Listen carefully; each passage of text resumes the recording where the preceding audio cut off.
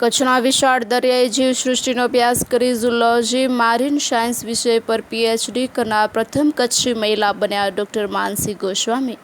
માંડવીની સરકારી પ્રાથમિક શાળા જૈન નૂતન પ્રાથમિક શાળા નંબર 3નું ગૌરવ વધારતી શાળાની પૂર્વ તેજસ્વી વિદ્યાર્થીની ડૉક્ટર માનસી ગોસ્વામી કચ્છના વિશાળ દરિયાઈ જીવસૃષ્ટિનો અભ્યાસ કરી ઝૂલોજી મારીન સાયન્સ વિષય પર પીએચડી કરનાર પ્રથમ કચ્છી મહિલા બન્યા ડૉક્ટર માનસી ગોસ્વામી। ડૉક્ટર માનસી ગોસ્વામીને રાષ્ટ્રપતિ એવોર્ડ વિજેતા દિનેશભાઈ શાહ સાથે શુભેચ્છાઓ આપતા બિરદાવ્યા હતા।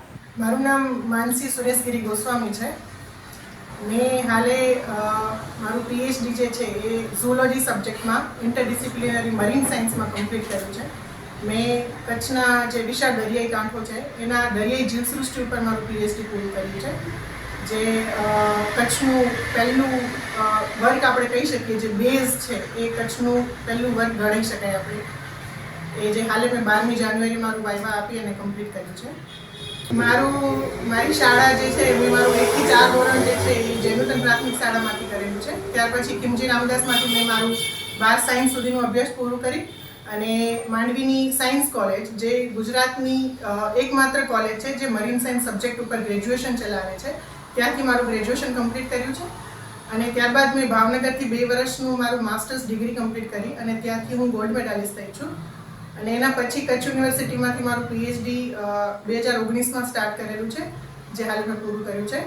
મારું ફેમિલી બેકગ્રાઉન્ડ જો હું કહું તો અમે મિડલ ક્લાસ ફેમિલીમાંથી આવીએ છીએ। મારા પપ્પા જે છે એમનો ફરસાણનો ધંધો હતો અને ત્યાંથી અમને ભાઈ બહેનોને ભણાવી અને મારી એક મોટી બેન જે છે એ ડૉક્ટર છે, હાલે ગાંધીનગરમાં કોલવડામાં જીપીએસસી ક્લાસ 2 ઓફિસર છે, અને ભાઈ જે છે એ સિવિલ એન્જિનિયર છે, જે હાલ જામનગરમાં રિલાયન્સ ઇન્ડસ્ટ્રીઝમાં સિવિલ એન્જિનિયર તરીકે પોતાની ફરજ બજાવે છે। તો આવી રીતે મિડલ ક્લાસ ફેમિલીમાંથી આવ્યા પછી પણ શિક્ષણનું સ્તર અમારા ઘરમાં મારા મમ્મી પપ્પાએ ઊંચું રાખ્યું છે। હું જો વાત કરું તો પહેલું તો મારો સબ્જેક્ટ જ એવો છે મરીન સાયન્સ, કે જે હાલમાં હું જ્યાં મેં તમને વાત કરીએ ગ્રેજ્યુએશન જ્યાંથી કર્યું છે એ ગુજરાતની પહેલી અને એકમાત્ર કોલેજ છે અને હું એ કોલેજની ફર્સ્ટ બેચની સ્ટુડન્ટ છું। તો આ વિષયની જે અવેરનેસ આપણે કહીએ કે લોકજાગૃતિ જે છે એ બહુ જ ઓછી છે। અને સાથોસાથ જો આપણે આપણા નિવસન તંત્રની વાત કરીએ તો દરિયાઈ જીવસૃષ્ટિ છે એ આપણા નિવસન તંત્રમાં સૌથી મોટો ભાગ ભજવે છે। તો જો એની જાગૃતિ જ નહીં હોય અને એના વિશે જો આપણને જાણ નહીં હોય તો એ ખરેખર આપણા માટે બહુ ખરાબ વસ્તુ કહેવાય। તો મારું જે અભ્યાસ છે એ આ જાગૃતિ માટેનો અથવા તો આ અભ્યાસ માટેનો એક પાયો બનશે કે જ્યાંથી લોકો આ જીવસૃષ્ટિ વિશે જાણી શકશે। જેમ કચ્છમાં આપણે અલગ અલગ વસવાટો છે, દરિયાઈ વસવાટો છે, કચ્છ અદાણી અને કંડલા પોર્ટ જેવા પોર્ટ આપણે ત્યાં આવેલા છે, તો એવી જ રીતે કચ્છની જીવસૃષ્ટિ જે છે એ બી બહુ અલૌકિક છે અને અલગ જ છે। બધા જ જીવસૃષ્ટિઓ કરતાં જે આપણે ત્યાંની જીવસૃષ્ટિ છે જે અલૌકિક છે અને જેના વિશેની કોઈ જાણ છે નહીં। તો પહેલું તો એક પાયાની જે માહિતી છે એ મારો અભ્યાસ જે છે એ પૂર્ણ કરશે। સાથોસાથ જો હું વાત કરું તો આપણે ત્યાં કચ્છમાં અલગ અલગ દરિયાઈ વસવાટો છે, જેમ કે ત્યાં આપણે ચેરિયા છે, આપણે ત્યાં રેતાળ પટ બી છે, ટુરિઝમના ઘણા બધા પ્લેસીસ છે। તો આ બધી જગ્યાઓ ઉપર અલગ અલગ જીવસૃષ્ટિ કેવી છે અને એ આપણા જીવનમાં કેવી રીતે એનો રોલ છે એ પણ મારા અભ્યાસ થ્રુ આપણે જાણી શકીશું। મારો આ અભ્યાસનો એક જે હેતુ હતો એ હેતુમાં મેં એ બી જોયેલું છે કે જીવસૃષ્ટિ ઉપર કયા પરિબળો અસર કરે છે।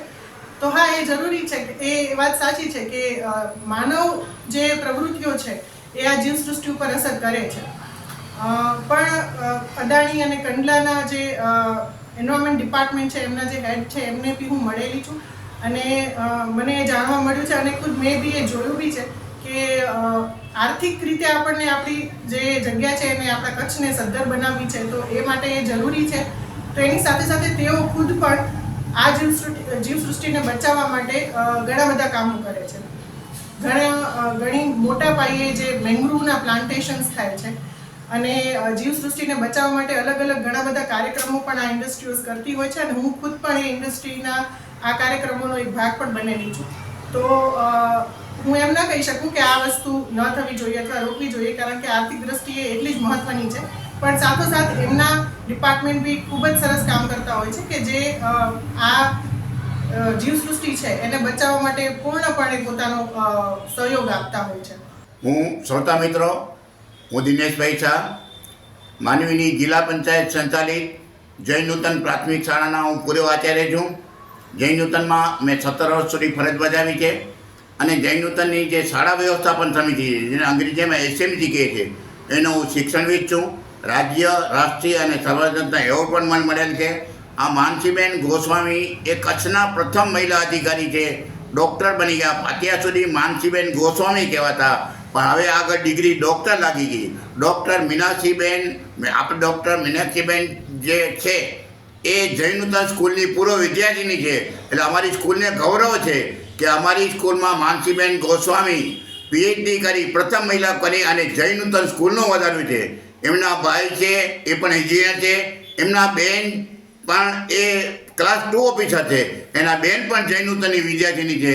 એટલે અમને આ સ્કૂલમાં ગૌરવ વધારી છે અને અમારી સ્કૂલ વતી હું માનસીબેનને શુભેચ્છા પાઠવું છું કે માનસીબેન આપ પુત્રોત્તર પ્રગતિ કરો અને માંડવી, આપનો પરિવાર, ગોસ્વામી પરિવાર અને કચ્છનું નામ રોશન કરો.